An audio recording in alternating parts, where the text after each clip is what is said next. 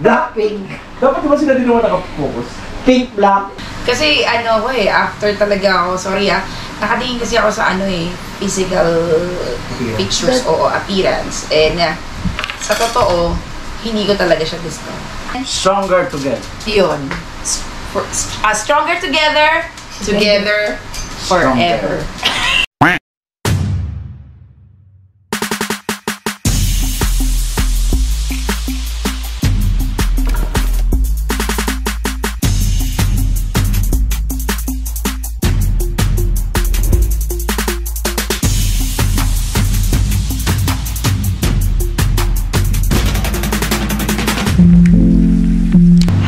Hi! Magandang Magandang buhay!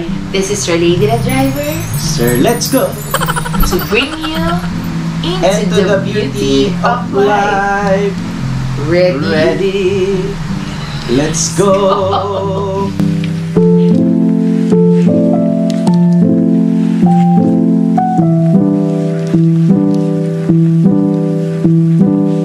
Hi beautiful people! And before we start our content for today, shout out po Sa mga couples! Yan, lalo na yung mahilig sa couple shirt! Hoy, Pastor Sandy, shout out mo Ayan. So, shout out sa lahat ng couples kasi this time, magkakaroon kami ni Mr. Let's Go na challenge! At kung paano namin gagawin to, watch it!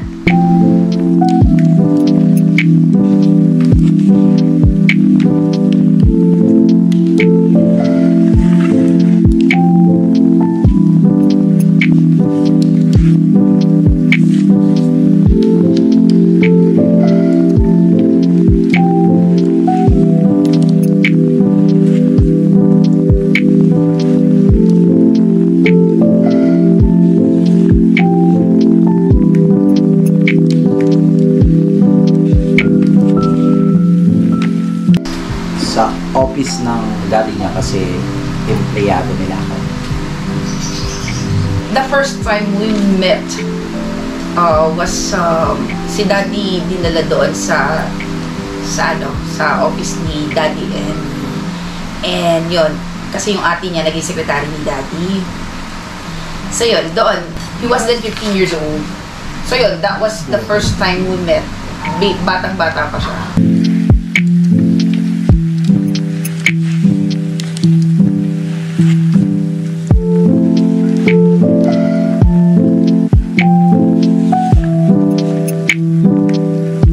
May dating. Kasi ano siya. Yung first time ko makita siya, naka-uniform siya ng pang dentistry. Ayan, tapos maputi din siya. Oh my gosh, the face! Kasi ano ko after talaga ako, sorry nakatingin kasi ako sa physical pictures o appearance. And sa totoo, hindi ko talaga siya gusto.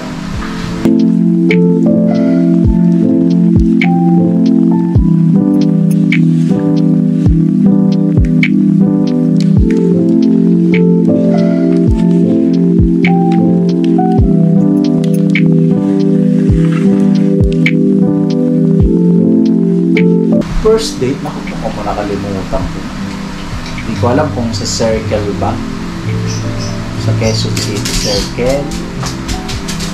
Oo, medyo naglalaps na yung aking memory. Or nanood ka pa. Pero parang sa Quezon City Circle. First date namin? First date namin, utang ko. Sa Isitan yata. Parang if I'm not mistaken. Tapos naligaw pa siya.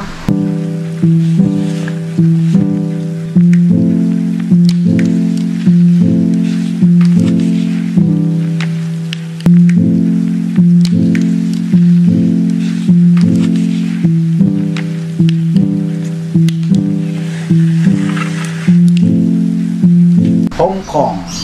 Ito yung maganda, hindi ko makakalimutan sa experience nung magkasama kami nag-travel. Naiwan sila sa sa Clark. Kami naon ng mga si Jen tsaka si Jelay, tapos kami na sila naiwan. Tapos nakabot siya. Sa Hong Kong, yun, family na kami nun. That was the first travel that we have together. Kasi kasama na yung mga kids nun eh. So, syempre, parang, hindi na ganun intimate sa amin dalawa.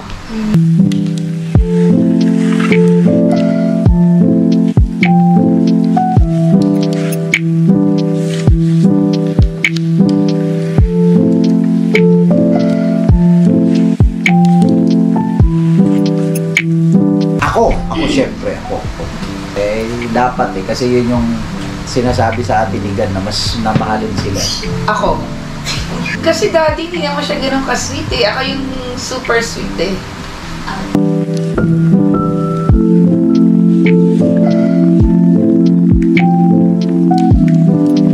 Paano nag-I love you? Ako, sabi ko, Timilet, I love you. Naglalakad na. Nasa unahan sila, sila Pastor Emmy, tsaka sila Ma. Ang naghatid ako sa kanila sa second. Basta sinabi ko lang, Timilet, I love you. Siya yun una nag-I love you sa akin. Kahit na ano naliligaw pa siya, nag-I love you na yan. So yun.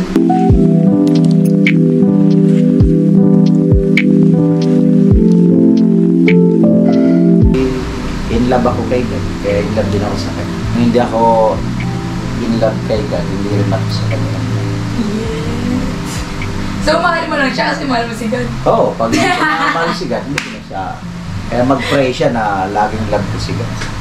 In love ako kay God. Actually, yung love namin is, yung nag-start yun, hindi talagang love. I mean, na-develop ako sa kanya. Kasi nga ayaw ko siya, di ba? Pero, the truth is, ingat kayo, ang malakas pala talaga yung develop. Once you guys nagkaroon ng parang, you became parang acquainted with each other, so parang yung feelings nyo kahit wala, parang naging close friends kayo, nagkakaroon ng, bakit ako in love? Kasi very responsible siya as a father, as a husband, and yun, I love him.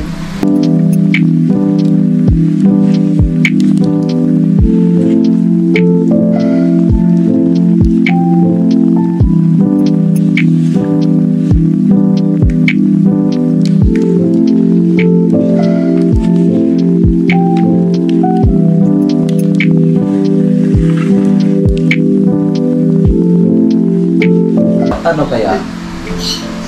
Ba't kaya magagalitin ka? Ha? Okay. Gusto ko happy ako. Happy wife, happy life. Hindi, kasi ako, ewan ko si daddy kung meron siya kasi hindi natanong sa akin. Ako kasi, lahat kasi very vocal ako sa kanya. Tinatanong ko talaga siya. Gusto ko itanong kay daddy Kakutin kita. given a chance Kakutin kita. Naririnig mo? Given a chance na, sumagot. Given a chance na magkaroon ng parang, reincarnate. Nag-reincarnate kami. Hahanapin niya pa kaya ulit. Okay. For the night Hindi na! question. Ano ba yun, Dodi? Naririnig mo? Hindi!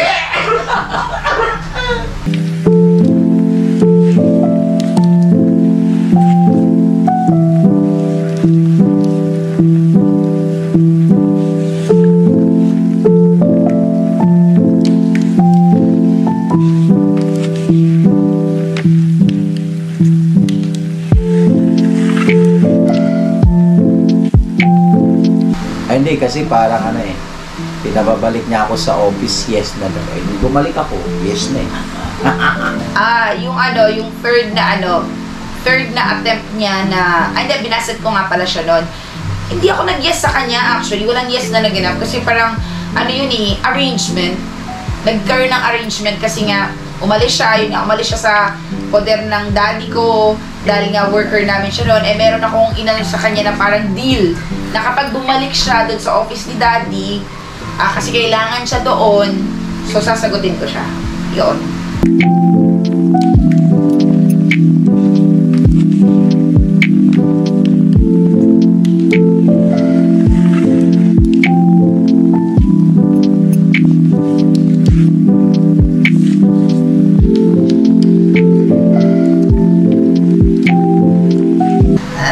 for everything. I'm very grateful for what you're doing in our family. Kasi yun nga, even if parang you're very tired, you keep on working because you want to sustain our needs and you want to provide for us. And thank you for loving us unconditionally. Kahit na hindi kami yung binabalik yung effort mo, pinipaid off, lahat ng hirap mo, ganun. You are doing everything for us. Because sabi mo nga, family is very important to you. So thank you, Daddy, and I love you to the moon and back. Amen. Is daw tayo. Sa akin, yung parang dati, parang tawag ba? Pero hindi ko alam na magiging mas stronger yung relationship natin kasi parang nakikita ko yung sobrang dami ng difference. Pero yung parang start na tinanong ko talaga na mahalin ka din ng parang walang kondisyon. Hindi pala hadlang talaga yung mga differences natin sa life para hindi mag-grow yung relationship natin. So, mas lalo pa kinangaman natin.